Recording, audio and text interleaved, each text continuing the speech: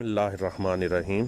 मैं आपका गार्डनर बाबर आप सबको सलाम करता हूं और दुआ करता हूं और उम्मीद है कि आप सब लोग खैरियत से होंगे और अपने अपने कामों में मसरूफ़ होंगे और अपनी डेली लाइफ जो है वो उसको परफॉर्म कर रहे होंगे। मेरे से अक्सर लोग ये सवाल करते हैं कि हम किन्नू को गमले में उगा सकते हैं। तो मेरा जवाब उन सब को है कि जी, हम किन्नू को नहीं, किन्नू के अलावा भी बाकी जितने सिट्रस फैमिली के फ्रूट्स हैं उनको भी गमलों में उगा सकते हैं। बस हमें कुछ एक्स्ट्रा एफर्ट्स करनी होती हैं। एक तो उनको प्रॉपर फर्टिलाइज़ करना होता है टाइमली, क्योंकि उनके पास लिमिटेड सॉइल मीडियम है, उसमें लिमिटेड उनके पास न्यूट्रिएंट्स अवेलेबल होते हैं, इसलिए हमें सप्लीमेंट्री न्यूट्रिएंट्स उनको कंटिन्यूसली देते रहना होता है। और दूसरी बात यह है कि इनकी रूट बाउंड होने की वजह से इनकी ग्रोथ रुकती है, तो हमें इनके डॉर्मेंसी पीरियड में और स्प्रिंग स्टार्ट होने से पहले पहले इनकी कुछ रूट्स को गोडी करके हमें काट देना होता है। फीडिंग रूट्स को स्पेशली हम निकाल देते हैं, वो मैं आपको बताऊंगा कि कैसे निकालते हैं। और उसके बाद क्योंकि रूट्स की ग्रोथ होती रहती है तो ये साथ साथ पौधा भी ग्रो करता रहता है। तो हम टाइम ज़ाया किए बगैर अपनी रूफ पे चलते हैं और ये पौधे देखते हैं।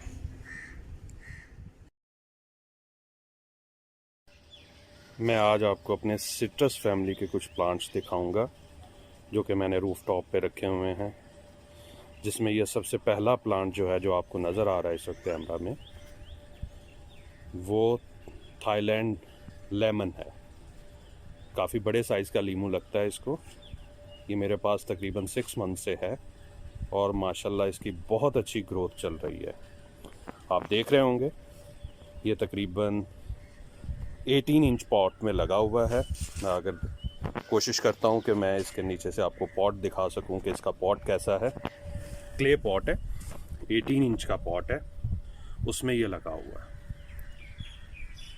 इसके अंदर मैंने कुछ और प्लास्टिक के स्मॉल पॉट आपको नज़र आ रहे होंगे। ये वो प्लांट्स हैं कि जो जिनको हम धूप में नहीं रख सकते, तो इस प्लांट का काफ़ी अच्छा शेड बना हुआ है, तो इसलिए मैंने इसी के नीचे पॉट में रख दिया। इसके बिग पॉट में इन स्मॉल पॉट्स को मैंने प्लेस कर दिया हुआ है। ये 18 इंच का क्ले पॉट है। माशाल्लाह इसकी ग्रोथ आप देख रहे होंगे, आप लोगों को आइडिया हो रहा होगा कि काफ़ी अच्छी ग्रोथ है।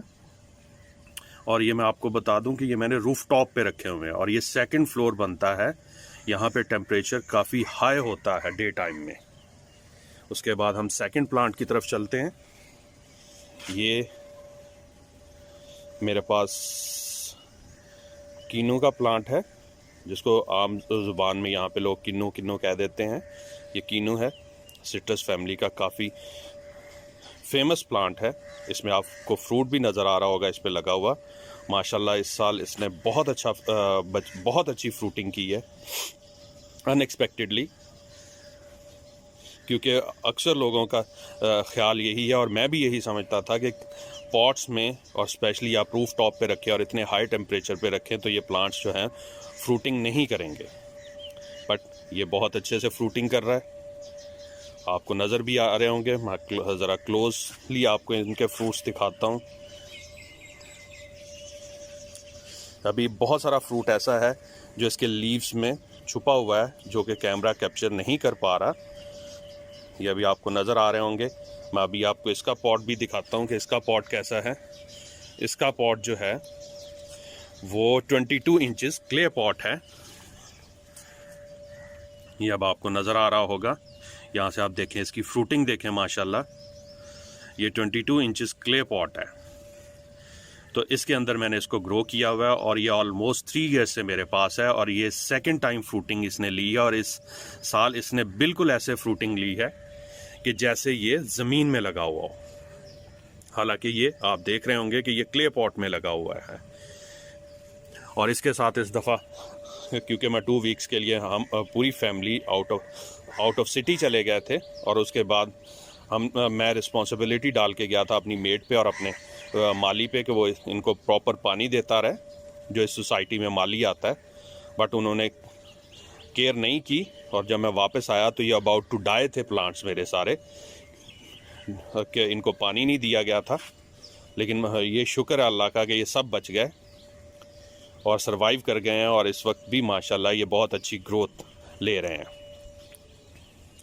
अब मैं थोड़ा आपको इनके बारे में गाइड कर दूं कि मैं करता क्या हूँ। इस सिट्रस फ्रूट पे मैंने बहुत एक्सपेरिमेंट किए हैं। ये जो स्पेशली किन्नू है, ये मेरे पास क्योंकि 3 ईयर्स से इसमें मैंने काफ़ी एक्सपेरिमेंट किए हैं। मैंने इसका प्लान बना लिया हुआ है और एक मैं फिक्स प्लान में इसको फर्टिलाइज़ करता हूँ। अब जैसे ही ये सितंबर तक मैं इसको फर्टिलाइज़ करता रहता हूँ। अक्टूबर और नवंबर, ये 2 मंथ्स में मैं इसको कोई फर्टिलाइज नहीं करता, कोई फर्टिलाइज़ यूज़ नहीं करता इस पर। फिर मैं दिसंबर से अपना प्लान स्टार्ट करता हूँ।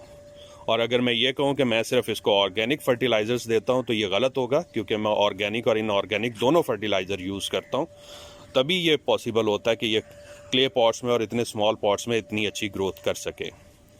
दिसंबर में मैं सबसे पहले 1 दिसंबर को इसको NPK देता हूँ। तकरीबन आप कह लें कि 200 ग्राम्स के करीब, 100 से 200 ग्राम्स के करीब मैं इसको अच्छी तरह गोडी करके NPK दे देता हूँ। मैं उसकी डिटेल्स भी आपको डिस्क्रिप्शन बॉक्स में दे दूंगा कि NPK कौन सी मैं यूज़ करता हूँ। मैं 20-20-20 नहीं यूज़ करता, आई थिंक वो है 8-23-18। बहरहाल फिर भी मैं उसको चेक करके आपको बता दूंगा। ग्रैनुलर फॉर्म में होती है, वो मैं इसको दे देता हूँ। उसके बाद मैं 15 दिसंबर को इसको 2 से 3 टेबल स्पून, इसकी एज क्योंकि अब काफ़ी हो गई है तो इसको मैं इस साल इंशाल्लाह 3 टेबल स्पून दूंगा यूरिया के दे देता हूँ। 15 दिसंबर को यूरिया के वो दे देता हूँ। और फिर मैं जाके 31 दिसंबर को इसको एक दफ़ा से फिर से NPK की डोज देता हूँ। देन फिर 15 जून को सेकंड डोज देता हूँ मैं यूरिया की 2 टेबल स्पून, 2 से 3 टेबल स्पून इसको मैं यूरिया के दोबारा से दे देता हूँ। और यहाँ पे मेरी और इनऑर्गेनिक फर्टिलाइज़र्स की आखिरी डोज इसको मिल जाती है, फिर मैं रोक देता हूँ। फिर मैं 1 फरवरी में जाके इसके पॉट के ऊपर की जो लेयर है, दूसरा क्या कहते हैं, मट्टी की, तकरीबन 3 से 4 इंच, जिसमें इसके काफ़ी फीडर रूट्स भी बने हुए होते हैं, वो सारी मैं रिमूव कर देता हूँ। वो सारी मिट्टी बाहर निकाल देता हूँ, वो फीडर रूट्स बाहर निकाल देता हूँ, रिमूव कर देता हूँ। और उसके बाद नई भालू मिट्टी लेके, जिसको गार्डन सॉइल कहते हैं, वो लेके उसमें इक्वल अमाउंट में काऊ डंग मिक्स करके, मैन्योर जो होता है जिसको आप काऊ डंग कंपोस्ट कह सकते हैं, वो मिक्स करके दोबारा से इसकी मैं फिलिंग कर देता हूँ वो 4 इंच लेयर की। ये इसकी फर्स्ट ऑर्गेनिक फर्टिलाइज़र की डोज है। फिर उसके बाद मैं इसको, ये 1 फरवरी को देने के बाद मैं इसको फिर 15 फरवरी को दोबारा से, मेरे पास वर्मी कंपोस्ट भी है लेकिन मैं वर्मी कंपोस्ट कम यूज़ करता हूँ, लेकिन मैं फिर इसको बोन मील और उसके साथ मैं मिक्स कर लेता हूँ मस्टर्ड केक पाउडर, वो मिक्स करके, और साथ में कोई सी भी दूसरा क्या कहते हैं फंजीसाइड के तौर पे, लाइक मैं तो अगर मेरे पास अवेलेबल हो नीम केक पाउडर तो वो डाल देता हूँ। अदरवाइज़ मैं कोई भी फंजीसाइड जो मेरे पास अवेलेबल हो, लाइक सल्फ़र अवेलेबल है, सल्फ़र डाल दिया, या प्रॉपर फंजीसाइड है वो उसमें मिक्स करके, तो वो मैं इसको 15 फरवरी को वो दे देता हूँ। उसके बाद आ जाए 1 मार्च पे, तो 1 मार्च पे मैं दोबारा से इसके ऊपर 2 लीटर पानी लेके उसके अंदर 1 टेबल स्पून यूज़ करता हूँ पोटाश का, और फिर तकरीबन 1 टेबल स्पून ही बोरॉन का, ये दोनों मिक्स करता हूँ। मिक्स करके वो मैं इस पर फिर थॉरली स्प्रे कर देता हूँ। इतना स्प्रे करता हूँ कि ये इसके सारे लीव्स वेट हो जाए, और इसका वही स्प्रे मैं जो है इसकी जो नीचे सॉइल है उसमें भी कर देता हूँ, ताकि उसके कुछ इफ़ेक्ट्स इसकी सॉइल में भी चले जाएं। और ये पोटाश और बोरान इसलिए यूज़ की जाती है कि ताकि जितने भी इस पे फ्लावर्स आएँ तो उसमें मैक्सिमम फ्रूट ये होल्ड कर सके प्लांट। और ये चीज़ आप जहन में रखिए। ये बहुत सारे लोग कहते हैं कि जी हम ऑर्गेनिक डोज पे इसको लेके चलेंगे, ऑर्गेनिक। देखें जी, आपने पॉट में लगाया हुआ है, लिमिटेड उसके पास सॉइल है, लिमिटेड उसके पास न्यूट्रिएंट्स अवेलेबल होते हैं, तो इसमें फिर हमें दोनों चीज़ें यूज़ करनी पड़ेंगी। हमें आप कह लें कि इसको आर्टिफिशियली न्यूट्रिएंट्स प्रोवाइड करने हैं, या आप कह लें कि इसको सपोर्ट रखनी है साथ के, थोड़ी थोड़ी डोज इसको न्यूट्रिएंट्स की मिलती रहे ताकि ये प्रॉपर ग्रो कर सके और अपने फ्रूट्स को होल्ड कर सके।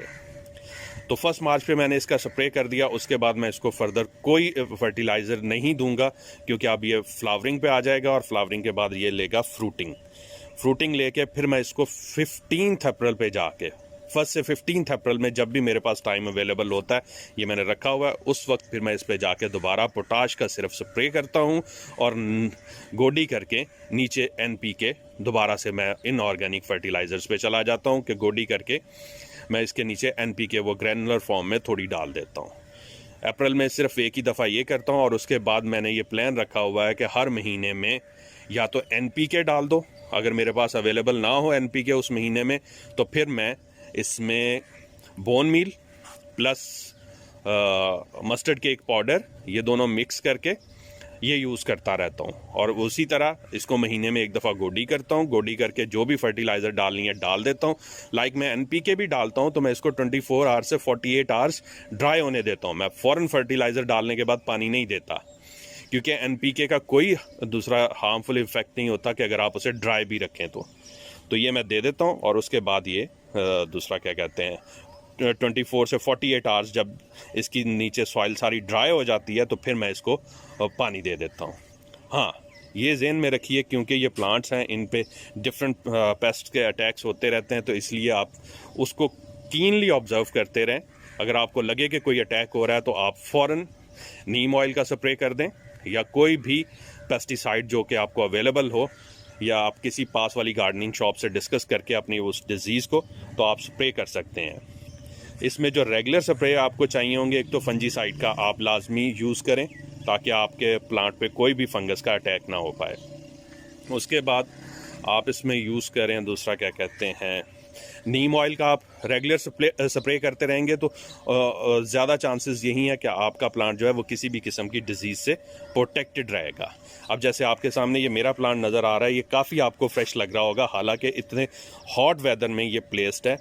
आप देख सकते हैं कि रूफ टॉप पे सेकंड फ्लोर पे कितना टेम्परेचर होगा लाहौर में जब ये पीक में मई जून का महीना आता है, और जून इस वक्त पीक में चल रहा है, तो कितना हॉट टेम्परेचर होगा यहाँ पे। इवन जब मैं इनको वाटरिंग करने भी आता हूँ तो मेरे ख्याल में मुझे हाफ़ एन आवर लगता है पानी देते हुए, और मैं उस हाफ़ एन आवर में पूरा वेट हो जाता हूँ पसीने से। तो इतना टेम्परेचर है, बट ये प्लांट्स माशाल्लाह बिल्कुल सही चल रहे हैं, सर्वाइव कर रहे हैं। ये मेरे पास 3 ईयर्स से है, मैंने आपको बताया। इसकी फ्रूटिंग आपको मैं फिर दिखाता हूँ इस साइड से भी। यहाँ पे भी माशाल्लाह इसने काफ़ी अच्छा फ्रूट लिया हुआ है। इसमें से अभी मैंने आपको थोड़ी देर पहले बताया था कि इसमें एक मेरे से गलती हो गई थी कि वो मैं छोड़ गया इनको, रिस्पॉन्सिबिलिटी डाल गया अपनी मेड पे, जिसने इतना केयर नहीं की, या उसका भी कसूर नहीं है क्योंकि उसको भी नहीं पता कि प्लांट्स को कैसे रखते हैं, किस तरह पानी देना होता है। वो अपने हिसाब से पानी देती रही, पर वो पानी कम था जिसकी वजह से ये ड्राई हुए। ड्राई इन अ सेंस पूरे ड्राई नहीं हुए थे, लेकिन लीव्स इनके बस यही शो कर रहे थे कि अगर एक दिन और इनको पानी ना दिया जाता तो ये बिल्कुल डेड हो जाते हैं। तो ये मेरा सिट्रस फैमिली का प्लांट है जिसको मैंने आपको दिखाया। इसके अलावा मैं आपको कुछ और प्लांट भी सिट्रस फैमिली के दिखाता हूँ जो मेरे पास हैं। ये मेरे पास मौसमी है जिसको पहली दफ़ा फ्रूट लगा है, और इसको अभी सिर्फ 2 ही मौसमी लगे हुए हैं। एक आपको नज़र आ रहा होगा ये, और दूसरा भी मैं ट्राई करता हूँ कि कैमरा उसको कैप्चर कर सके। जी, ये लगा हुआ है लीव्स के दरमियान में, आपको नज़र आ रहा होगा ये फ्रूट लगा हुआ है। इसका पॉट जो है ये अभी छोटा है, बहुत छोटा पॉट है अभी। ये बिल्कुल स्मॉल पॉट में लगा हुआ है। तकरीबन इसका डायामीटर तो होगा 20 इंचज़ के करीब, बट इसकी हाइट जो है वो 5-6 इंचज़ के करीब है। 5-6 इंचज़ के ये वाइड है पॉट। ये बेसिकली मेरे पास एक थाईलैंड से आई थी बोगनवेलिया बेल, तो उसका पॉट था मेरे पास, उसको मैंने शिफ्ट कर दिया बड़े पॉट में। तो ये खाली था, तो अभी फ़िलहाल के लिए मैंने इसमें लगा दिया हुआ है। इसके बाद देखूंगा कि अगर मेरे पास कोई और बड़ा पॉट खाली होगा तो इसको उसमें शिफ्ट कर दूंगा। ये इससे पहले मेरे पास इस स्मॉल पॉट में था जिसमें मैंने अब वो पपाया लगा दिया हुआ है, रेड लेडी। ये स्मॉल पॉट था जिसको आप 12 इंचज़ पॉट कहते हैं। इसमें ये मैंने पपाया रेड लेडी मैंने सीड से ग्रो किया था। वो थोड़ा बड़ा हो रहा था, उसको ज़्यादा स्पेस चाहिए थी, तो उसे मैंने इसमें शिफ्ट कर दिया और इस यहाँ से ये मौसमी को निकाल के इस पॉट में लगा दिया। ये आप देख रहे होंगे। ये मेरे पास फ्रूटर का प्लांट है। इसको अभी तक फ्रूट नहीं लगा। इसको लास्ट ईयर मेरे पास आया था, और इसके साथ भी यही हुआ है कि इस साल इसने अपनी वेजिटेटिव ग्रोथ ज़्यादा की है, और साथ इसने अपने आप को इस एनवायरनमेंट में एडजस्ट किया है। और मैं एक्सपेक्ट कर रहा हूँ कि नेक्स्ट ईयर ये फ्रूटिंग पे आ जाएगा। और ये भी एक और मेरे पास माल्टा का प्लांट है, ये आपको नज़र आ रहा होगा। इसका भी यही सिचुएशन है कि ये भी अपनी वेजिटेटिव ग्रोथ इस साल इंक्रीज़ कर रहा है, माशाल्लाह बहुत तेज़ी से इंक्रीज़ कर रहा है और मुझे उम्मीद है कि ये अगले साल फ्रूटिंग देगा मुझे। ये भी 18 इंचेस पॉट में लगा हुआ है। ठीक है, मेरे पास ज़्यादा सिट्रस फ्रूट छोटे पॉट्स में है, सिर्फ वो एक किन्नू का पौधा ही है जिसको मैंने 22 इंचेस पॉट में लगाया हुआ है। ये 18 इंचेस पॉट में है। इससे पहले जो मैंने आपको वो फ्रूटर का पौधा दिखाया था वो भी मेरे पास 18 इंचेस पॉट में ही है और ये क्ले पॉट्स हैं और इसमें कोई स्पेशल सॉइल मैंने नहीं यूज़ की हुई। इसमें सिर्फ़ और सिर्फ जिसको भालू मिट्टी कहते हैं वो है, गार्डन सॉइल है।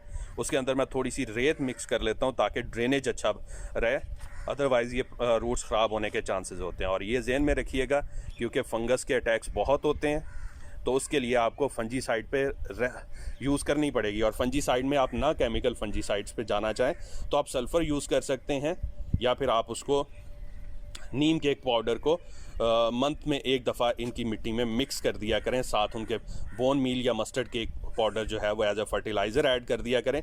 और नीम केक पाउडर का मैं आपको एक बात बता दूं कि वो इट्सेल्फ एक फर्टिलाइज़र भी है। उसमें NPK की क्वांटिटी होती है, बहुत थोड़ी होती है बट होती ज़रूर है। आप उसको as a fertiliser plus fungicide use कर सकते हैं।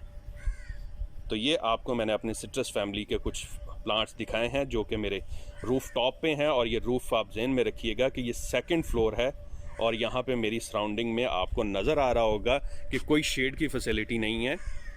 हर तरफ से इनको चारों तरफ से धूप पड़ती है, इसके बावजूद ये बहुत अच्छे से ग्रो कर रहे हैं।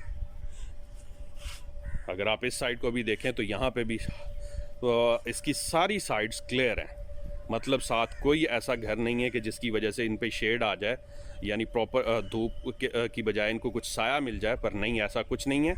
इनको चारों साइड से धूप पड़ती है, उसके बावजूद ये माशाल्लाह बहुत अच्छे से ग्रो कर रहे हैं।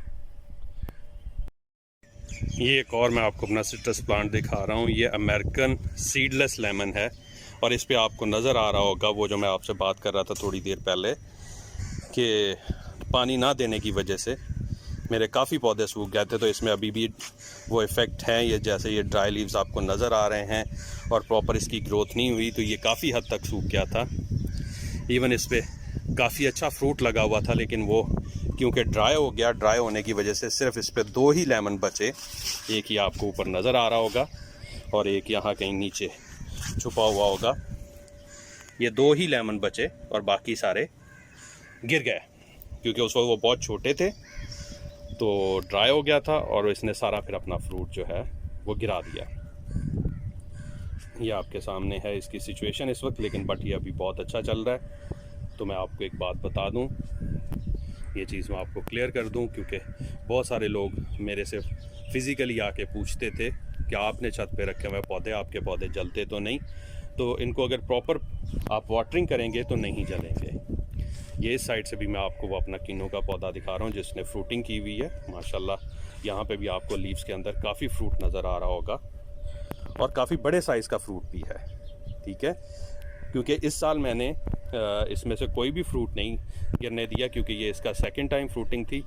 फर्स्ट टाइम इसने बहुत कम उठाया था फ्रूट, लेकिन 10-12 लगे थे किन्नू, लेकिन इस साल इसको माशाल्लाह बहुत लगे हुए हैं और मैं इसकी इस साल क्वांटिटी मैक्सिमम चेक करना चाह रहा हूँ। अगर आप इसमें बड़ा फ्रूट लेना चाहें कि आपके जो किन्नू बड़े साइज़ के हों, तो जो ज़मीन में भी लगे हुए किन्नू होते हैं उनमें भी जो गार्डनर होता है उसमें से जो एक्सेसिव फ्रूट होता है वो हाथ से गिरा देते हैं। तो आप भी इसमें से जहाँ पे एक टहनी के ऊपर काफ़ी ज़्यादा किन्नू लगे हुए हैं, जैसे कि मैं अभी अगर आपको दिखा पाऊँ, यहाँ पे ये तो कम लगे हुए हैं ना, लाइक अगर आप यहाँ नीचे देखें तो ये आपको एक ही टहनी पे बहुत ज़्यादा किन्नू लगे हुए नज़र आ रहे होंगे। ये तो इनमें से आप 1-1, 2-2 गिरा देंगे तो ये सारे किन्नू जो हैं बड़े साइज़ के बनेंगे। ठीक है, इसी तरह ये जो आपको किन्नू नज़र आ रहे हैं ये थोड़े छोटे साइज़ मेरे हिसाब से छोटे हैं, लेकिन अभी क्योंकि इनके पास 5 मंथ्स हैं, 5-6 मंथ ग्रो करने के लिए, 4-5 मंथ्स, तो ये बड़े साइज़ के हो जाएंगे। तो इनकी ग्रोथ के लिए आपको चाहिए कि इनमें से जो एक्सेसिव फ्रूट है वो गिरा दें।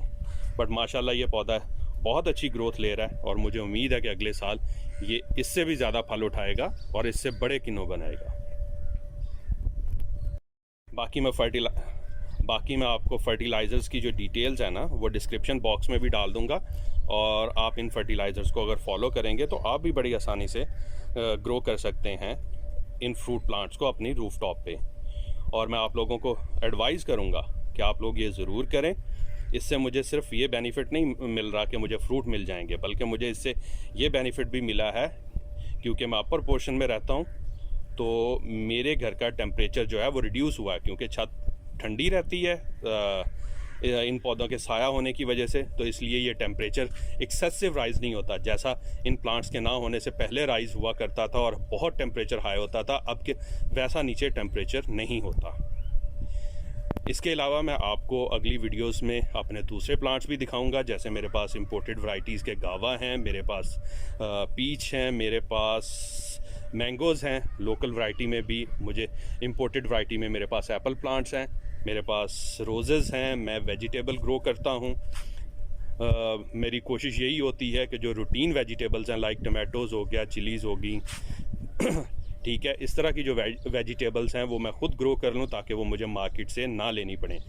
और धनिया जिसको कोरिएंडर कहते हैं वो तो नॉर्मली लगा ही रहता है मेरे घर में, और पालक भी किसी ना किसी पॉट में लगी रहती हैं। नॉर्मली मैं 2 पॉट में पालक ग्रो करता हूँ और 2 पॉट में ही धनिया ग्रो करता हूँ। वो ये होता है कि आप एक पॉट यूज़ कर रहे हैं, दूसरे में उसकी वेजिटेटिव ग्रोथ बढ़ रही होती है। आप जब एक ख़त्म होता है तो आप दूसरे पे शिफ्ट हो जाते हैं और पहले को आप छोड़ देते हैं, वो दोबारा से ग्रो कर जाता है। आखिर में मैं आपको कुछ अपने और सिट्रस फ्रूट जो 2-3 मेरे टेरेस पे पड़े हुए हैं उनकी तस्वीरें भी दिखाता हूँ, आप लोग ये भी देखें। इंशाल्लाह फिर अगली वीडियो में मुलाकात होती है, तब तक मुझे इजाज़त दीजिए। अल्लाह हाफ़िज़।